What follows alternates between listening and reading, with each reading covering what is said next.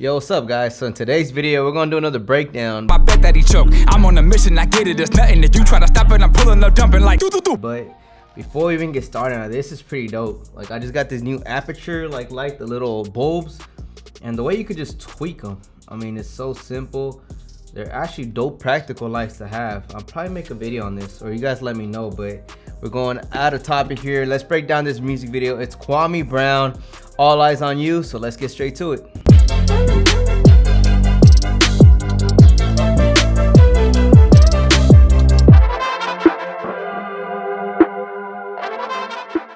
Alright guys, so let's talk about today's video. The one we're breaking down is Kwame. He's actually uploading it today, which is Friday. I'm not sure if this is going to be uploaded today or tomorrow, Saturday, but this video is All Eyes on You, and this video is really special. I think it's dope. It's really just all visuals, making it look clean as hell. The camera that I used throughout this video is the Panasonic S1H. I had two S1Hs as usual. One was on handheld with the Sigma 50mm 1.4, and the other one's on a gimbal, the DJI RS2. That one was with the 24 Sigma art lens, S1H as well.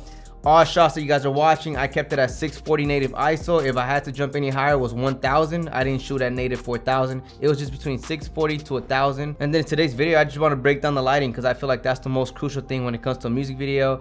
Obviously storytelling can be important, but for this one it's all visual, so I just want to break down the lighting. Let's get started with the first scene that I have here. So for this particular shot, this was going to be more of a filler shot that I was going to use throughout the whole video. And I had the artist basically his back against the wall, looking forward, not looking at the camera at all. I had the Force of 300 beaming on him. Now the one problem that we had here is the studio itself had a bunch of windows up top in the ceiling, and we couldn't eliminate it because obviously, you know, we didn't have the time, we didn't have the proper like ladders and all these things that we had to do. So we basically had to shoot it the way it was, but luckily we shot around 6 p.m. so sun was kind of going down. It wasn't as harsh, so it wasn't as moody or how I really wanted it, but we had to make it work. So I used the Force of 300 bead to basically beam straight on him, and that was the one that was causing the flicker effect. And then right at the very back, I used the Nanlite 150 panel, and I also used haze fog just to give it an extra atmosphere in the background, so it's not so bland, so plain. So this was the setup for this particular scene. Now let's talk about the money room. I had the Force of 300 straight daylight, just hitting them from a 45-degree angle, and I had Asteras at the top, and I wanted to keep this image very clean, very true to color. Reason for that is I wanted the people to pop. So, you know, I was looking at everyone's skin tone, and I just wanted for this particular scene for the green to be green or a little bit white for the dollar signs, but overall you can tell it's money. There's not blue in the background, there's no crazy colors going on. So this one was pretty easy, just a straight up key light 45-degree angle. There was no fill, but the Asteras were right on top of them, so it kind of helped, you know, kind of give it an even light. So for this particular scene here, there's the one thing that I want to tell you guys. This is not really, it's the same scene, the money room, just a closer shot of one of the models.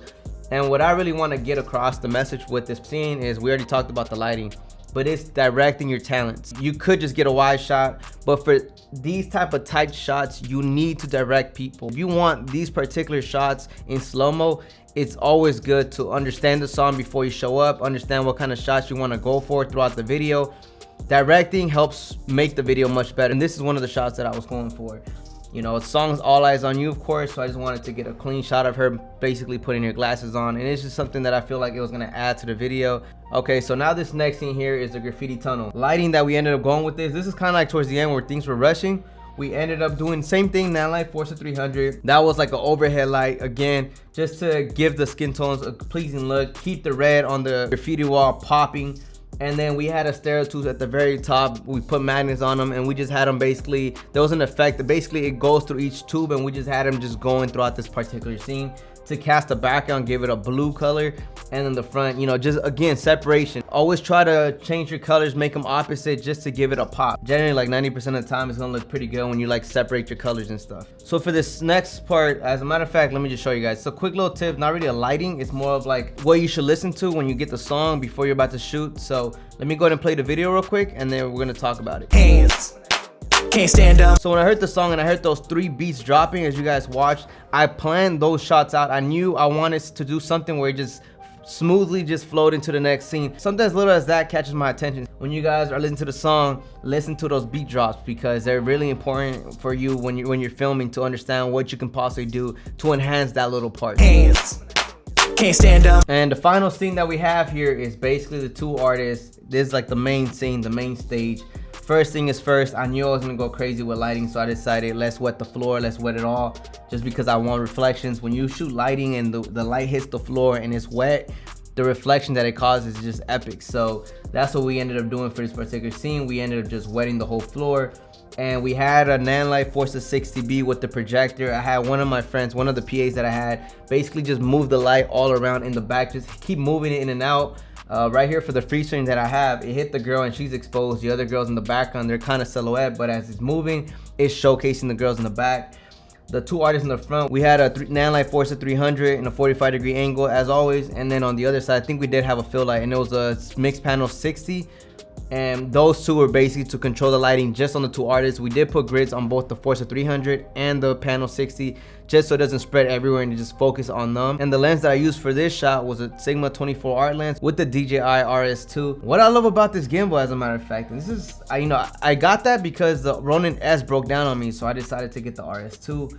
And this is everything, man. Like, what I love about this gimbal is just the way it maneuvers. You could get those Dutch angles that you can't get with other gimbals, or you probably can, but a lot of people don't do it for some reason. You guys should start doing it. Sometimes just going straight in and out, it doesn't look good when it's so robotic. Now, one last thing before we finish the video, I did forget to mention we also shot here, which is the same room that I did a breakdown a few months back.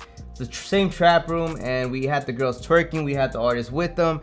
It was we did different type of shots.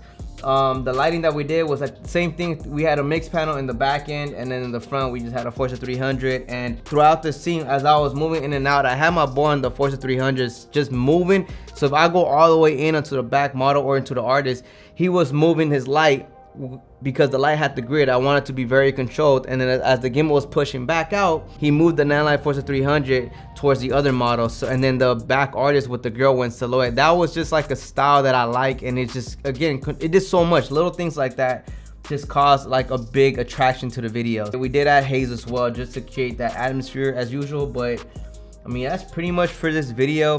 What I want to get across with this is, if you guys watch the full music video, which link will be in the description below, make sure you're always changing scenes. Do not shoot just 2-3 different looks. I recommend you guys get 4 scenes and shoot a bunch of different takes within those 4 scenes.